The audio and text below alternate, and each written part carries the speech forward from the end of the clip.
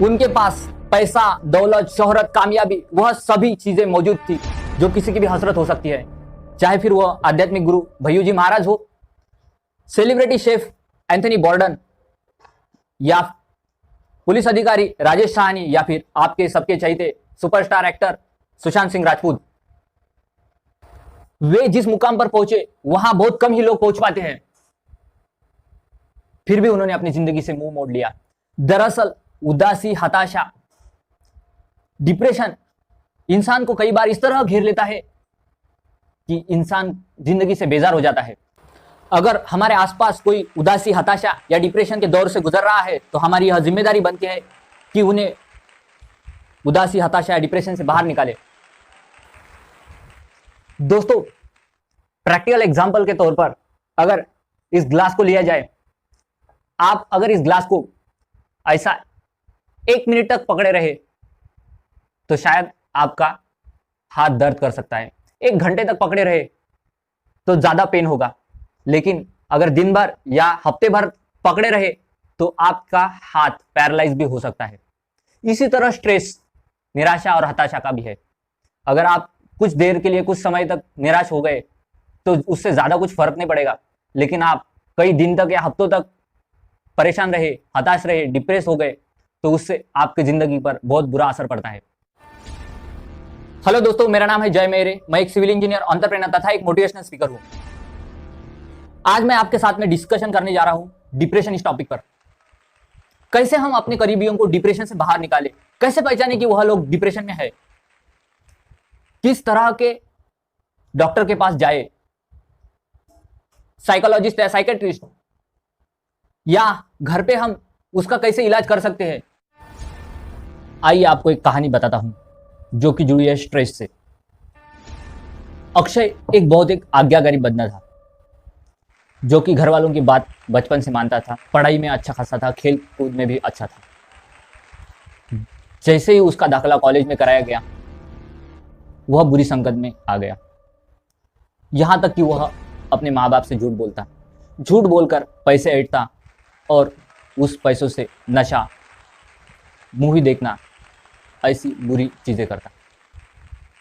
जब उनके घर वालों ने उसे बोला तो वह उसके घर वालों को जवाब देता, अब मैं बड़ा हो गया हूं, मुझे अच्छे बुरे का समझ है।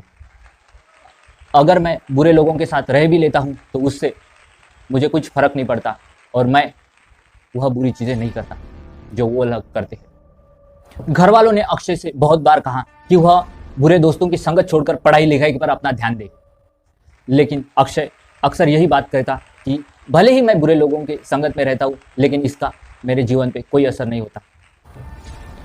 ऐसे ही दिन बीतते गए, परीक्षा नजदीक आने लगी। जैसे ही परीक्षा नजदीक आई, कुछ दिन अक्षय ने मेहनत की, लेकिन यह बुरी संगत का असर कहे या उसकी मेहनत कम गिर गई, वह एक विषय में फेल हो गया। इस चीज का उस पर बहुत बुरा असर हुआ क्योंकि वह अच्छे नंबरों में पास होने वाला बच्चा रहा, स्टूडेंट रहा था। उसके घर वालों ने उसे काफी बार समझाया कि जो हुआ उसे भूल जाओ, अब अच्छी मेहनत से अच्छी पढ़ाई करो, लगन के साथ मेहनत करो, आपको अच्छे नंबर मिलेंगे। लेकिन वह टूट सा गया था। वह काफी परेशान रहने लगा, अपने रूम से बाहर नहीं निकलता, हमेशा गुमसुम रहता, ऐसी चीजें होती रहती थी। खाने पे भी कोई ध्यान नहीं देता था। उसके घर वालों ने, परिवारजनों ने इस बात की बहुत चिंता हो गई। जब अक्षय की यह परिस्थिति उसके पिछले स्कूल के प्रिंसिपल के पास पहुंची तो वह बड़े दुखी हुए क्योंकि अक्षय उनके फेवरेट स्टूडेंट में से एक था। उन्होंने निश्चय किया कि अक्षय को इस परिस्थिति से बाहर निकालेंगे। उन्होंने अक्षय के एक मित्र से संपर्क किया और उसको अपने घर बुलाया। एक दिन अक्षय अपने प्रिंसिपल पे घर पे पहुंचा। प्रिंसिपल आंगन में अंगीठी सेक रहे थे। अक्षय जैसे ही आया, उसे बैठने के लिए कहा गया। 15 मिनट तक दोनों के बीच कोई बातचीत नहीं हुई।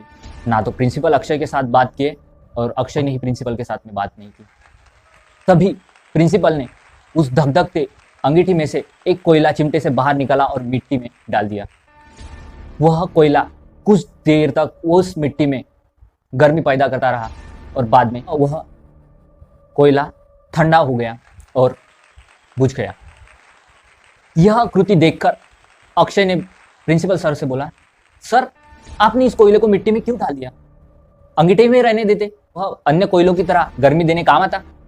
प्रिंसिपल सर ने अक्षय से कहा, बेटा कुछ देर तक यह कोयला अंगीठे से बाहर रहा तो बेकार नहीं हो जाता। लो मैं फिर से इसे अंगीठे में डाल देता हूँ। और सर ने वह चिमटे से उठाकर अंगीठे में डाल दिया। वह कोयला फिर से धगधगाने लगा, ऊर्जा आग पैदा करने लगा। प्रिंसिपल सर ने अक्षय को समझाया कि तुम इस कोयले की तरह हो, जब तक तुम अच्छी संगत में थे अच्छे नंबरों में पास होते थे, अब बुरी संगत में हो तो फेल हो गए। लेकिन तुम्हारे अंदर के गुण समाप्त नहीं हुए, जैसे इस कोयले में के गुण समाप्त नहीं हुए, उसे फिर से अंगीठे में डाल दिया तो वह ऊर्जा आग पैदा करने लगा। तुम अपने गुण को पहचानो, अच्छी संगत में रहो और अच्छे नंबर में पास हो और अपने माता पिता का नाम रोशन करो।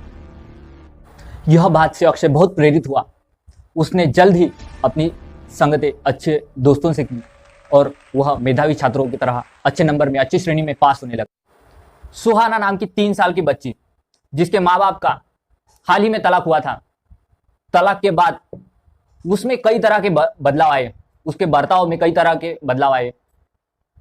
उसने खाना पीना छोड़ दिया था, दोस्तों के साथ में खेलना छोड़ दिया था, यहां तक कि उसने अपने माँ के साथ यह भी कह दिया कि भगवान उसे जल्द अपने पास बुला ले।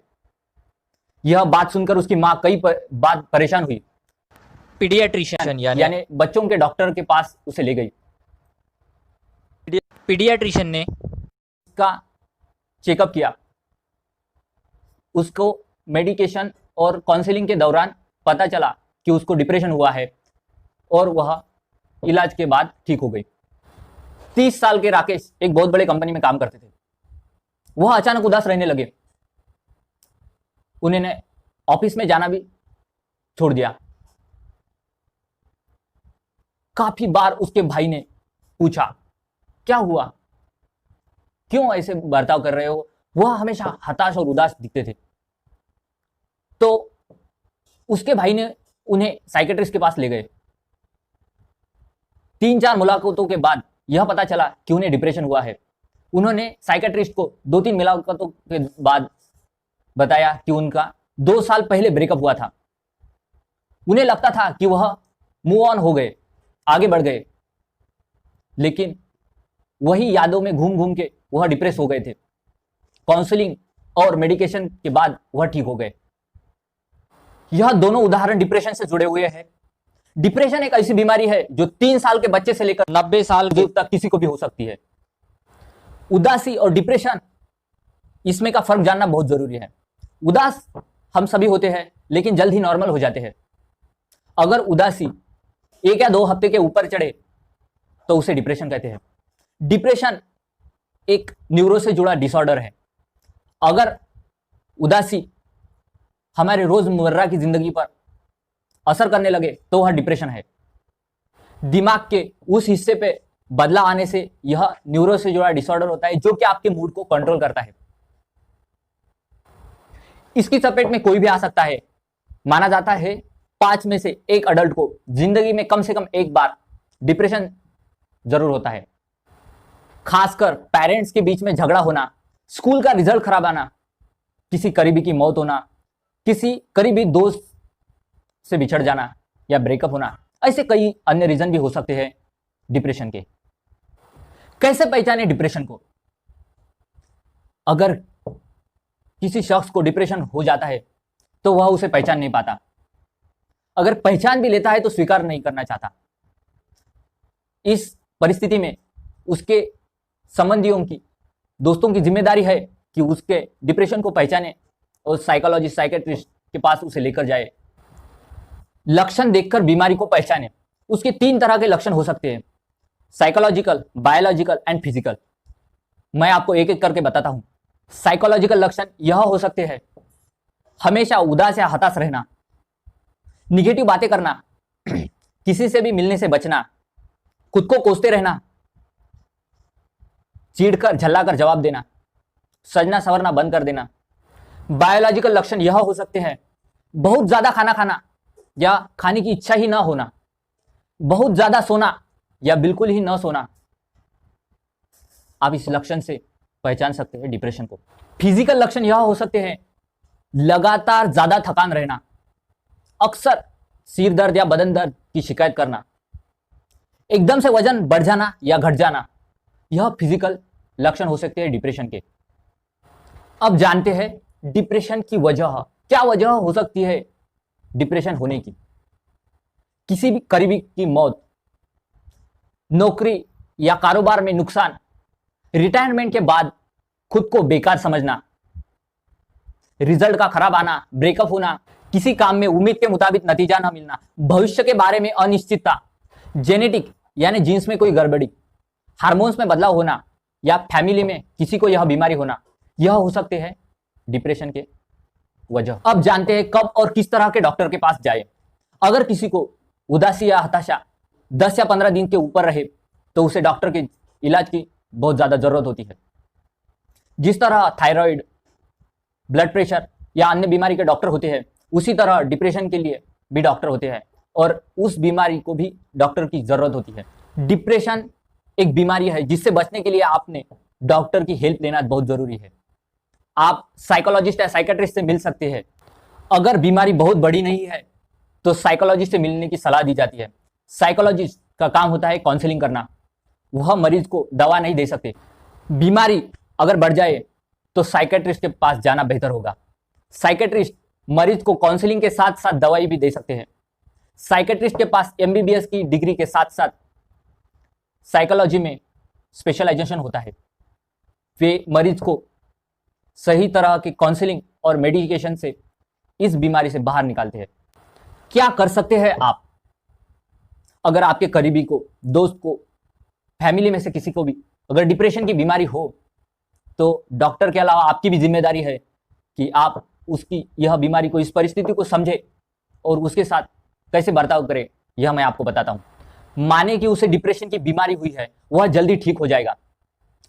उसकी बात सुने, उसका ऊपर चिल्लाए नहीं,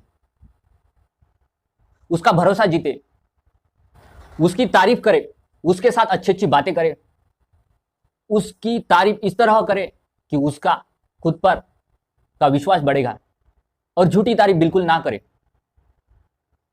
एक्सपर्ट्स की सलाह ले, उसको हॉबी क्लासेस ज्वाइन कराए, एफएम रेडियो बजाए, अक्सर आरजे जोश खरोश वाले गाने बजाते हैं तो उसका मूड ठीक हो जाएगा।